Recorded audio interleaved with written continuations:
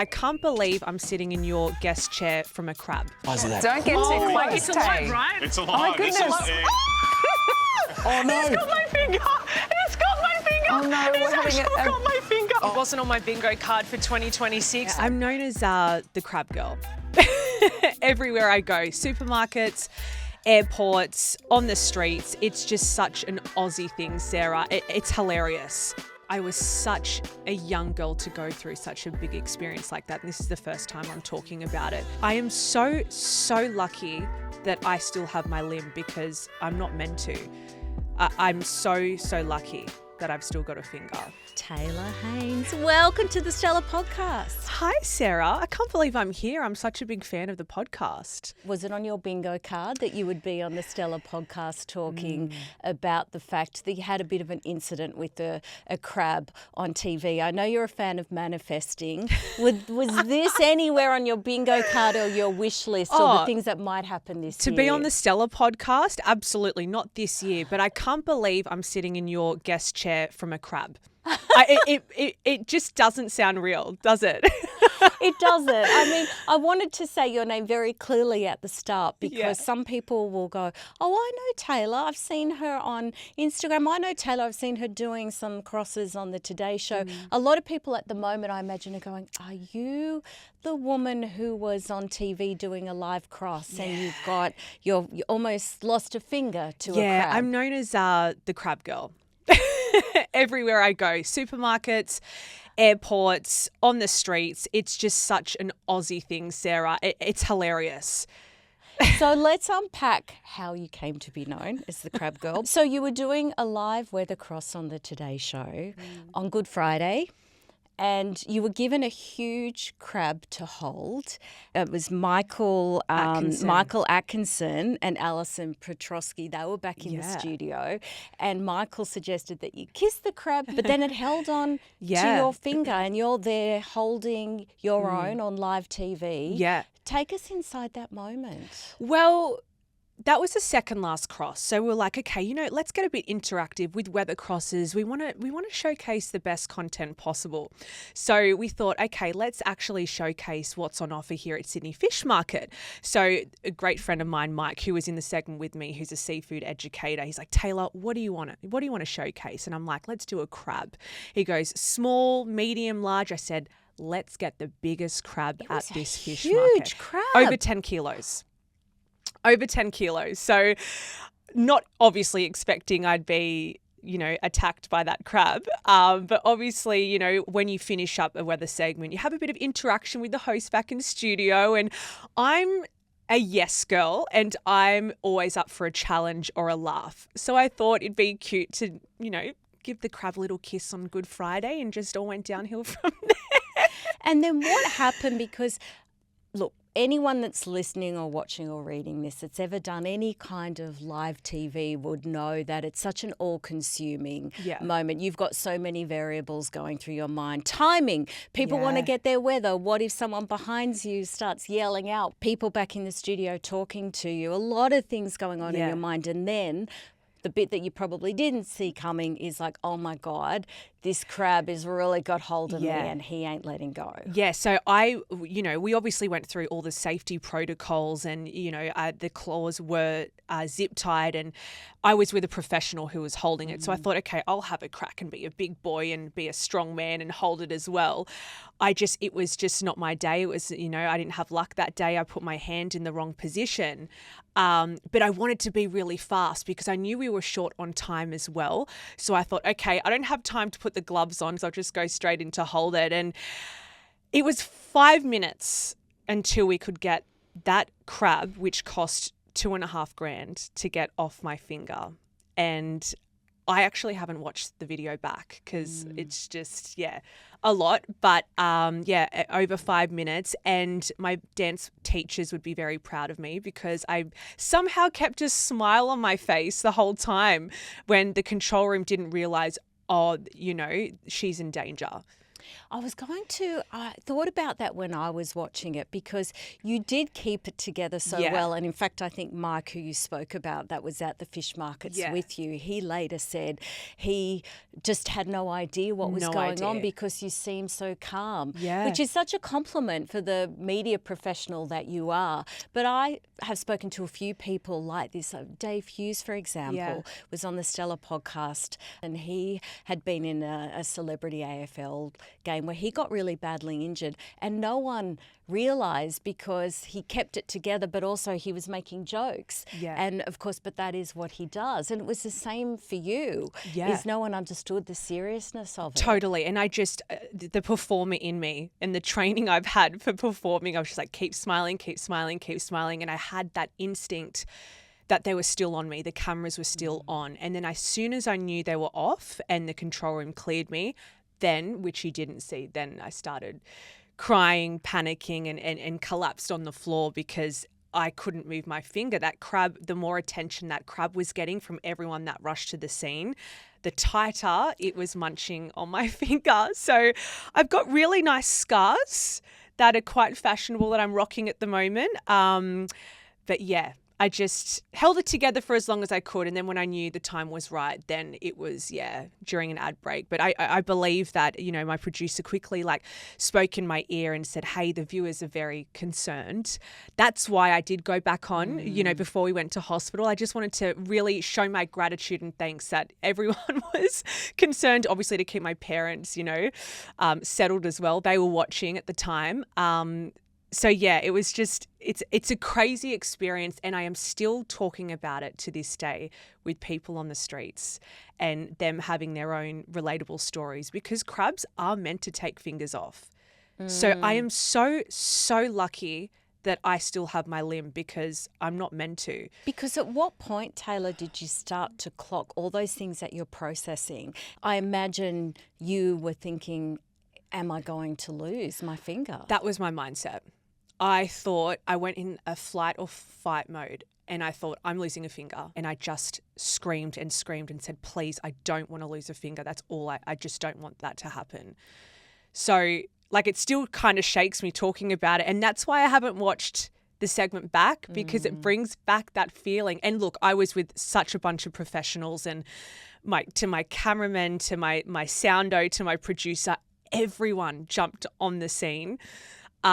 Poor guy next to me actually couldn't let go of that crab because it would have taken my whole finger. So he couldn't do anything, but he's trying to yell and scream, this is what you do, this is what you do. We're getting car keys, we were getting everything to try and separate those claws. It wasn't until 5 minutes and I thought, this is it. It's my fingers. It just went numb, and it was completely crushed like A4 paper. My cameraman just went running for her life to a different restaurant, I believe, and found these big tongs that were 30 centimetres long that you pull crabs out of the tank. And she says no, but she did save me. She did save me, and she saved my finger. This is your camera This is my camera and your operator, crew. Jess. I hope she's listening. Hello, Jess. If she didn't act on it, because everyone was a bit shocked and overwhelmed, she acted on it, and she went and got those tongs, and that finally separated the crab from my finger. That's so good to hear, because when the moment changed and you were able to move into actual Taylor and be like, okay, I'm really freaking out, guys. I'm in pain, and I'm obviously very, very scared that I'm going to lose a finger, and people understood the serious nature. It's an adjustment for them as well, because I imagine everyone's there to do a job. Totally. And they're thinking, this is great. This is such a great cross. To suddenly realise we're actually dealing with quite a serious situation. Absolutely. They were able to get their heads around that very quickly by the sound of it. Yeah. It's a whirlwind. I still, I'm talking about it, just the feeling of it. But, I would do what I'm doing now, rehab and all the appointments. I would do that any day of the week to have a finger. I honestly am so lucky with the outcome, because once I continued my weather stint, I had people come up to me on the road and actually sharing their stories and showing me their hands that were, some of them were fingerless, and said, hey, I didn't even have half the size of a crab of yours that took 3 of my fingers off or 1 of my fingers off. So I'm sure there's a lot of people out there listening right now that can relate or know how, how much it hurts being bitten by a crab. So I'm extremely, extremely lucky. How is it then today? So you were showing the scars. Yeah, and I've for got little people that are scars. looking at the So video. I have a thing it's called a neuroma. So because my finger was really severely crushed by the crab, it's crushed all the nerves in my finger. So I've lost feeling and sensation. So I'm doing rehab every week to get movement back into it and try and get feeling and memory. My nerves are struggling to receive signs and signals from my brain. So I am seeing a hand surgeon next week to chat further on how we manage this, whether it's naturally and, it will take 6 to 12 months, or we just go in, bite the dust and get an operation to reconstruct the nerves, because the nerves are really badly damaged from the crush. That's the other aspect to these moments that people see on TikTok or on YouTube or on the Today Show, and they go, oh, they're so funny. They love and they're it. talking about it, but not always reflecting on what's actually happened once the camera stopped. Yeah. And there's somebody in a lot of pain, dealing with a lot of anxiety. This has happened in other situations. I know Ali Langdon, for example, who you've worked with. She had an incident where she was doing a live cross on the Gold Coast quite a few years ago on the Today Show, and ended up with quite a bad knee injury. But everyone was sort of laughing along with obviously not realising that it was quite serious. Yeah. A lot of people, I get swarmed with DMs and comments, why is she still banging on about the finger injury, or why am I still wrapping it up? But I don't think everyone knows the severity of it, how badly it got me. I know it sounds funny and it looked funny, I got bitten by a crab, but the severity of it was quite real. And the doctor was very lucky that I came in and addressed it when I did, before it got really worse. Because, I'm a tough girl. I've been through much, much worse, and people out there have been through much, much worse. So I felt a bit embarrassed going to hospital that day, or, oh, I'm here for my finger, a crab munched on my finger. But I'm so glad I was pushed to do so and do the right thing. But now from the stories you've heard, you understand that it wasn't something to muck around with at all. Because even as you've been talking, Taylor, I could tell how composed you'd remained on camera. But to now understand the fact that you did go back on and do the last cross to let the audience know that you were okay, the fact that you didn't go straight to hospital is quite astounding to hear the pain that you were in. That was my call. So I'm one that never wants to let the team down, my colleagues down, the show down. So that was my call, to go back on and put everyone at peace, and then I'll address my finger later. So what happened? So you've got to the hospital after your second cross. I mean, my gosh, this is such a TV story, it's isn't such a TV it? story. And then it's hospital on Good Friday. How did things go once you got to hospital? Everyone knew when we walked in. Everyone, the word spread. The people waiting in emergency, oh my God, that's the crab girl. The nurses were like, oh my God, we were wondering which hospital would you go in, and I can't believe you're here. And I'm like, please just treat me. I don't want to talk this now.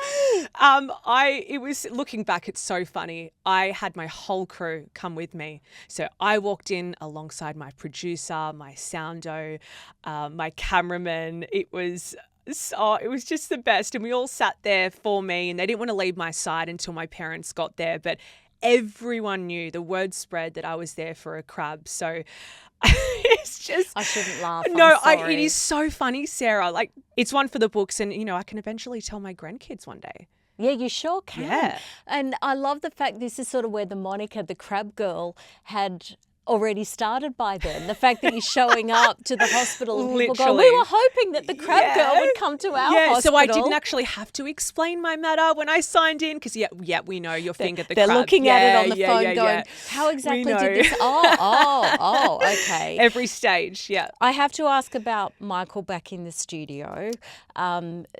obviously saying, kiss the crab, never preempting. I don't know poor Michael, but I'm sure he felt terrible. Yeah, he sure does. And he's got the biggest heart and he felt so guilty. But obviously he'd say that not thinking anything. And as I said, Sarah, I'm a yes girl. I'm up for a challenge. I want to make the best TV possible. So, and in the moment you're live, the adrenaline's rushing. So I thought, why not? Of course I will. And not me thinking trying to kiss the face, but I couldn't get in there. Thank God. Imagine that. If the crab attacked my face, thank God it was just just a finger. Yeah, no, Michael's the best. Mike, who's, I think you described him back in at the Sydney fish markets with you. I think you said he's like a seafood educator. Yeah. What would have happened to the crab? I mean, are we able to do an analysis of what the crab's motivations were? Would the kiss have set the crab off, for example? You know what? I haven't even asked, but as they always say, never work alongside animals or kids on live TV. And I've definitely learnt my lesson. I mean, as the crab girl, have you now getting it written into your contract that there will be no more live crosses involving animals or any sort of seafood at least? It's the best. So from now on, when I'm on the road, whatever state I'm in, whatever segment I'm doing for weather, or if it's just a generic cross, they always come up to me and be like, Taylor, before we go live, there's no crabs laying around. So I think this will always just be a run and gag for the rest of my career, really. What was your knowledge? I can't believe I'm asking you this question. What was your knowledge of crabs before this incident? Very little. You're younger than me, but I was a big fan of The Little Mermaid with Sebastian. Do you know Sebastian, yes, the little of course animated crab? Yeah. Not quite the... He's not scary, though. No, this is the thing. And also probably about a tenth of the size as this crab was. What was this crab's name? We haven't named it yet, but maybe we should get like your listeners to name it or something like that. idea. But I wanted to ask before coming on the Stella podcast, is the crab still alive? Is it been eaten? But they can't confirm or deny. We don't know yet, but I can confirm it's very famous. I don't know how the rest of your Easter weekend transpired. I'm guessing it wasn't the easiest of ones. Laid low. By the time you were released from hospital and then recovering. But you were back on TV, Show Must Go On, as you said, on Easter Monday, where you made a bit of a joke about having a plate of crab in front of you and that you'd get your revenge. That's how I roll, Sarah. I love a joke, I love banter, and I don't take things too seriously. So I thought, how would I handle this off camera? Because I'm my authentic self on camera. Like, you get what you see off camera. So I thought, I'm going to go ahead with the little gag and make everyone laugh and make light of it, because really there's bigger problems in the world. So I thought, why not? Unfortunately, it wasn't the actual crab. But I thought, why not address the elephant in the room and come back my first cross on air eating crab. It did go everywhere. It's gone viral. It's been obviously on all the platforms, YouTube. I know people overseas have been sending it to people in Australia and probably thinking, we knew about the sharks and the snakes and the spiders. We didn't know that crabs could hold on and attack someone's finger on live TV. Tell me about the reaction and the bits that you are aware of. Yeah, I'm aware that it made headlines just all over the country, every news outlet.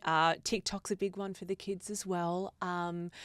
Even international headlines, we had, family friends send us video clips of making their 6 p.m. news in the UK and the US because they just thought it was hilarious. Typical, Australian banter. And I'm glad that, it happened to me because I'm a girl that loves a joke as well. So I don't take things too seriously. So, looking back, it's funny and I just love how everyone's gotten behind it and, and I'm so grateful for everyone's concern as well. How are you managing this interest in this particular incident and navigating that, as you already have been the subject of many headlines before this whole crab incident happened. Yeah. The Daily Mail constantly writing about you have a huge following on social media. So it wasn't like this has been your first exposure to a big, much talked about moment, but this particular kind of global viral moment because of weird circumstances. How have you managed that particular media interest? I just thought, look, there is way bigger stories and personalities in the industry. I am a small fish in the big sea, you know? So that's how I take it. I giggled, I laughed, and I just, as I said, I'm saying this again, the show must go on. I didn't stop, my weather duties on air. I don't read the social media stuff because I'm a girl that take things, personally. I'm a people pleaser and stuff like that. So I know my boundaries with this stuff. And I'm very lucky that I've got parents in the industry to really help me be grounded and just know who my people are in my circle. You've been involved and working at Channel 9 for more than 10 years now. You have seen people that you work with really closely, like Carl Stefanovic, be the many moments with him have made headlines and gone viral. Obviously, you were probably still back at school when there was the moment where Carl infamously fronted up one morning after the Logies. Everyone knows the minute I'm talking about. What have you learned from watching some of your colleagues in similar situations, and have they given you any advice during this time? They haven't. I haven't really asked them. I've just been doing my thing. But from learning and watching from afar, nothing brings them down. Like, they come into work, nothing phases them. They put on the best show. They want the best content for the viewers. So from a bystander and watching from behind the camera, I've just learned that it doesn't faze them. And they, maybe at home, but it's a different story, but they're bulletproof. And it's actually a great lesson for all of us youngcomers, coming up through the ranks to learn something like that. What was your biggest fear when you first did your first couple of live TV crosses? What would you have thought could go wrong? You know what? I never had that, if you'd call it negative mindset or doubts. I've always dreamed of living this life. So I just always went in with a mindset of just being grateful for being there. So I knew I was meant to be, doing those live crosses from the very start to now. Before I go on, I always know I'm protected. I've got this. I've worked so hard for this. So I've actually never had those doubts of fear. Maybe I should, because it's led me to the crab. But, out of that crab, incident, I've definitely 100% learned my lesson just to stay clear of, animals or kids, which everyone's been saying post this incident. When somewhat people will say to you sometimes, what's the worst that could happen? Yeah. And you're anxious about doing something. Yeah. Oh, it's a bit out of my comfort zone. People go, what's the worst that could happen? And the idea being that whatever you think is probably not going to happen. And if it does, true. then you're true. out. Well, and I think that's watching that, there might have been times where I think, we've both seen a lot of people doing live TV and they think, oh my gosh, what if I say their name wrong? Or what if I say something and I get cancelled? I make a joke that goes down the wrong way. Yeah. And this is, I would hope for you as a fast emerging star in the media landscape in Australia, that this is showing that you've got it, and things do happen that go off script, and it will bring attention that you weren't banking on, but you're totally okay. Yeah, I love live TV. And it's just this feeling and adrenaline when you're about to go live. You don't know what's going to happen.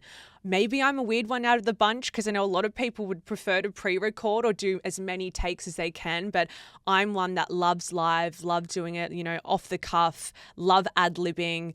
So yeah, I love it.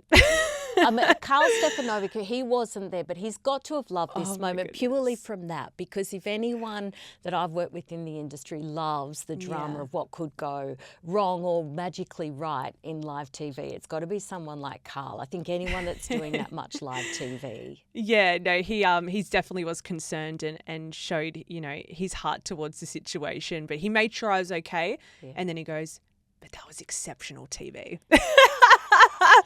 Love you, Carlos. He ain't He's wrong. the best. So Steve Jacobs, today former Today Show weather presenter, he was apparently. So I'm reading my notes here. He was sorry. Inappropriate to laugh, apologies. He was attacked by a large rooster during a live cross. I mean, I knew that, but just saying it out loud. It's funny, isn't it? Sorry, Steve. Lovely guy. Great guy. He was asked about your incident and said that he was very concerned and had reached out. He also noted people from overseas had been reaching out, saying, oh, wow, have you seen that? But also made the point that this could really, there is this weird side to these moments where it can bring more attention and help raise the profile, and he would hope that for you for your career. Have you noticed that already happening? I mean, I suppose. Well, hey, like this is a great example. I'm on the Stella podcast. I don't think I'd be on here if it wasn't for the crab. So I've got to thank the crab every day of the week. But yeah, you're so right. Love Stevie Jacobs. I've watched him growing up on TV, and I actually was at home from school that day. So I remember seeing that on TV. But yes, I have noticed a difference. Would love if, I'm not known as the crab girl and maybe my actual name in the future. But hey, I'll take it. I love a laugh.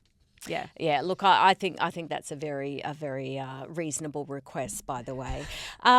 Would you? Well, then, final question then on that before we move on and talk a bit more about the Taylor Haynes without the crab girl, Monica behind it. Would you, if you could go back to that day on the cross? Is there anything that you would do differently? None of us get a do-over, but if you do, obviously not move my hand in the wrong place would be the thing. But you've got to go back to that old saying, everything happens for a reason, and that wasn't my day, and we're here now and just having a good old laugh. And look, if this has brought a bit of a giggle to someone's household, then I'm pleased. And also, who knew? Well, as I say, I really am very ignorant, and apologies to people that are like, how could you live in Australia your whole life as I have and not know that crabs are so damaging? But what you've been talking about, Taylor, people coming up and showing you their injuries. I mean, to be very serious about it, I'm not joking here, it really is something for us to be careful of. It's a great lesson, and I hope someone listening or watching, has learnt from me. I didn't know going into that how, dangerous crabs can be. If I knew that, I obviously would have been a bit more smarter about where I put my hands, or not have, danced around the crab a bit. But yeah, look, I've learned a lesson, and hopefully someone else has as well. Now, Taylor, I mentioned earlier that you've been with Channel 9 for 11 years. Yeah. You were only, 15 then when you 15. started? You were doing work experience at Today Extra, and then that turned into an internship. Yeah. Tell me about this work ethic and what drew you to TV, because you're only 15, 16. Young. Go and do work experience, and then you're going over there and helping out when you finish up at school, which, like a lot of teenagers, thinking, not doing work experience in my precious spare time. So, funny story, my high school didn't have work experience as compulsory for our year. So I was one of two girls that wanted to do work experience. And I remember starting year 7, all I wanted to do was just get to year 10 and do work experience at Channel 9. Really? Yeah. I had parents in the industry, so I always knew I wanted to be in the TV world. And I wish I can find this clip, but I remember I was in year 4 or 5 on Christmas Eve, and I recorded myself on my family laptop pretending to be the weather host on Today's Show. So I always wanted to, work within the 9 network and the TV industry, and I just look up to absolutely everyone around me and just worship the ground they walk on. So I knew straight away, it's like coming out of the womb. I just knew I wanted to be at 9. I wanted to be in the TV industry. So tell me a little bit then about your family and your parents, because you've mentioned them working in the industry and how they've shaped your career and what they make of all of this. I mean, they must be extremely proud of you. They're the best, and they're very respected in the industry. My dad started out as a cameraman on the Today Show. Is this not crazy? crazy. Just a full circle moment. So he was a cameraman on the Today Show. My mum was in radio, and then Dad went on to do breakfast radio for 30 plus years. Mum's in the producing world, produces the biggest sporting events around the country. So I'm very, very lucky to have such good mentors, but at the same time also keep me grounded as well and composed. And I just want to make them proud. And they're not ones to, blow smoke or wind, how I finished that sentence. But, if I make them proud, I'm one happy girl. Yeah. Was there any chance that there was ever going to be another career that you would have contemplated, given your recording weather crosses and dreaming up being at work experience for years? No. I remember in primary school, we'd have to answer questions of, what do you want to be when you grow up? And I'd say, I want to be in TV. And I remember one of my school teachers saying, okay, Taylor, come on, you need to pick a real job. And I remember turning to her saying, watch me. Watch me. Yeah. I couldn't imagine myself doing anything else. I wonder if she's seen you on TV. I wonder. What do you think? Does she follow you on social? I don't know. We should have a big FBI stalker. Yeah. Should we send this clip to her as well? Yeah, when you win a Logie too, you can, that's shout getting ahead her of out. myself. So there's no plan B, and then you haven't needed it. So you're at doing work experience, and then obviously start getting on air. Tell me about your first couple of crosses and what your day-to-day role looks like now as a weather and roving reporter for the Today Show. It took me Weekend Today. Yeah, it took me many, many, many years to get my first crack on TV. I'm sure anyone listening that is trying to get in the industry or is in the industry, they know how crucial, hard, and how much hard work goes into it. And I have so much respect for everyone who has made it. I worked and still do work tirelessly behind the scenes. I work, long hours because I do outside work of the Today Show. I give my time and energy to the NRL and other sporting clubs. But it took a long, long while, and I'll never forget knocking on my EP's door and director of morning television being like, please give me a crack. I will not let you down. This is for my first ever live cross. So they did. I remember everyone. It was in Brisbane for Magic Round. I was 24, so only 2 years ago. And I remember everyone watching tightly on the couch or wherever they were. And I was so excited to just get my first crack. Like, I felt grateful, everything like that. I wasn't nervous. I just knew the little girl filming in the spare bedroom at home in Wollongong, pretending I was the weather host in year 4 or 5 would be very proud of me right now.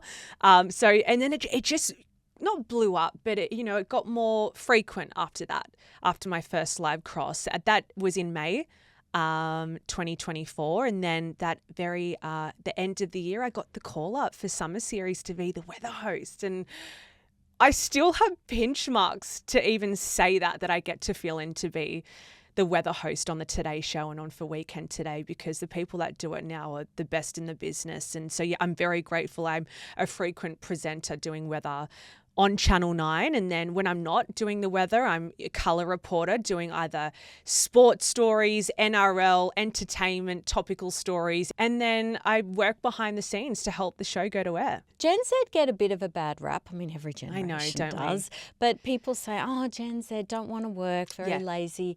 I mean, not to make you the voice of a generation, but clearly that is not the case, certainly not for all Gen Zs. No, growing up and looking back on my career, I spent every weekend working, every spare moment working. Like, no one forced me to. That's just my work ethic. Still to this day, I have a day off and I'm like, okay, how can I work? What can I do to improve myself? Like, where can I pick up a gig? I'm just not normal, Sarah. I love working. My parents have a great work ethic that's been embedded into me as well. Just from interning at Channel 9 really got me where I am today, because if it wasn't for that internship, I saw a lot of people give up and thought, too hard.